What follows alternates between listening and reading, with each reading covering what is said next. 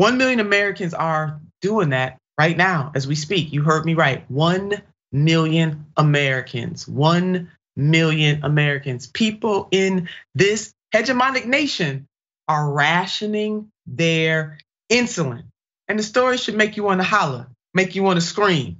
Well past Halloween, we should take to the streets demanding that this is not the case in this hegemonic nation. It is an absolute failure on the part of the United States of America. So in 2021, 1.3 million Americans rationed their insulin due to the high cost of the drug. A study by the Harvard Medical School found the following. And to put this into perspective, that's 1.3 million people. That's about 16.5, we could round that up, 17% of the US population with diabetes in America. We're not talking about an undeveloped nation. We're talking about a developed nation, an industrialized nation known as the United States of America. Almost 17% people rationing their insulin, people who have diabetes. The study also found that insulin rationing was most commonly reported by those without health insurance and individuals under the age of 65, not eligible for Medicare. Black insulin users were more likely to report rationing insulin at 23.2%. So reported most often by people without health insurance, no surprise there. And not only are we dealing with people who don't have health insurance, we're also dealing with people who are underinsured, who still might not be able to afford it. So they do have insurance, but they don't have enough of it to cover the cost. And you saw the stat, over 23% of Black folks with insulin, with diabetes, are rationing. So there is a race dynamic to this as well. Ben, your thoughts? I mean, this again is the biggest stain on our nation. It's a disgrace that in what's supposed to be the richest, and as people still try to claim best nation in the world, to not be able to take care of the basic health care needs of your people. It proves the exact opposite. It is insane that we can't get that figured out. When it used to be like $19 a vial just a handful of years ago, I have it in my notes here, like 1999, it was $21 a vial and has jumped in 2019 to $332 a vial, where in most other industrialized nations, it still is hovering around 19 or 20 or $21.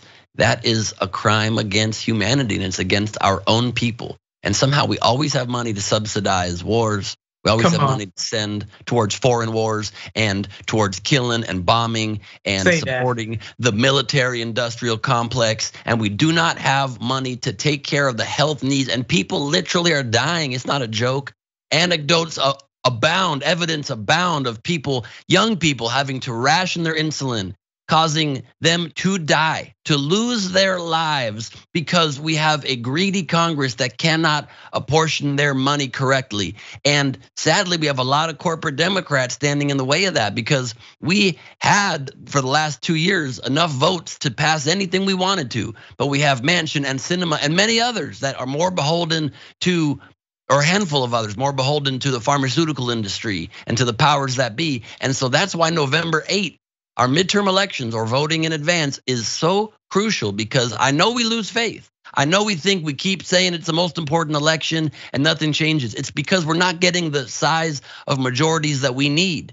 If we get just 2 at least, but probably more like 5 Democratic senators more in office and keep control of the House, we will pass these things to make this change. There's the Stop Insulin Inflation Act now, or the exact title of it is the Affordable Insulin Now Act, to cap it at $35. That will pass if we get just a handful more Democratic senators in there to be able to have more to outweigh even the anti-American Democratic senators standing in the way of saving American lives. It's easy to do, and while our system is bad and while we should be protesting this, our biggest and most urgent protest is November 8th. We still have a vote. We might not long after these midterms, depending how many election deniers get put in there and dismantle our democracy further. But this is our chance to save our democracy and save American lives at the same time. Seems like a win-win, and the choice is easy. Well, it is our chance. This is the most important election. Just like next year, you're gonna hear me say the same thing. I know politicians say that every time because every single election is important. And Ben, as you laid out, we are really fighting against neo-fascism, which is much more dangerous in the short term than neoliberalism. We will deal with both of these lesser of two evils, but we must deal with neo-fascism, and that is what is speeding our way. Got to get out there to vote. Voting is the last part of this, but you got to get out there, and then we're going to continue to fight. And the point also, Ben, that you made about these Republican-like Democrats. So this can't be just about electing any kind of Democrat, because Democrats do have the majority. They asked for that majority in 2020, and then realized that they needed more of a majority. But the bottom line is they asked for the majority and they got it. And they got members in their own caucus that will not stand up and do the right thing. And those folks must be dealt with as well. You mentioned also the fact that there are some real life consequences for people having to ration their insulin. This is not a game. This really is life or death. So we're gonna put this up. Insulin rationing, any person who is doing it is living a painful, horrible, non-productive life. Just imagine if someone was asking you to take 1 breath per minute, and that's all you're allowed because you can't afford the $100 that you would have to fork out if you were allowed to have oxygen for the next 59 minutes. That's insulin rationing. You're withholding a vital hormone for life. Angela laying that out. She lives with diabetes. And again, I want to thank Michael from The Guardian for writing this story. And she lays that out in a way that we can all imagine. If you were told 1 breath and that's it, unless you got $100 to get the other 59 minutes. That is what it's like not having your insulin. And the very instant that I cannot afford insulin, death is literally staring me in the face and I would die within 24 hours. Again, Angela she lives with type 1 diabetes and she is sharing her story. Here's another horrible situation too, we wanna draw to your attention. So Janelle, who lives in Iowa, she lost her 32-year-old son, Jesse, a type 1 diabetic, after he started rationing his insulin because he lost his job and with it his health insurance and died in early 2018 from diabetic ketoacidosis. Yeah, and he younger person. So this happens no matter what age you are. If you do not have the ability to have your insulin, you are really playing with your life. And you don't want to play with your life. The people who have diabetes, they're not trying to play with their lives. This is happening because of the greed of the pharmaceutical industry. This is happening because we allow healthcare to be commodified in the United States of America. It is that way and it doesn't have to be that way. Let's remind folks of how much insulin costs in other nations. Shall we? Yeah, we shall. Let's go on back down this lane. We've been here many times. So in the United States, it is almost $100. Chile, $21 and some change. Mexico, $16 and some change. Japan, $14.40. Switzerland, a little over $12. Canada, $12. Germany, $11. Korea, $10. Luxembourg, $10 and some change. And let me go back to Korea, $10 and some change. And Italy, $10 and very little change. About 1 in 10 Americans have diabetes. We cannot allow this to persist. And that is why we need to elect folks who actually give a damn about the people that they are supposed to serve. This is criminal and it is also deadly. We can't play around with this. Ben, I'm exhausted by just even thinking about that, but we're gonna keep talking about this story. We talk about it often, and it's all about universal healthcare in this country, and it's also about not allowing the greed of the pharmaceutical industry to literally kill people in this country.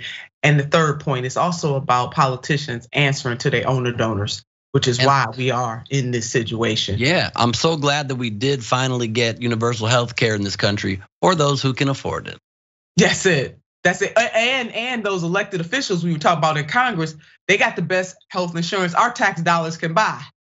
That's just that's such a good example, Senator, because it's just so obvious that the one law we should pass real quick is every single thing that the American people have to deal with is what the people in Congress should have to deal with. It should be they're straight up on the Affordable Care Act. They don't get special health care. Let them live, because people don't make a change until they live the way we live.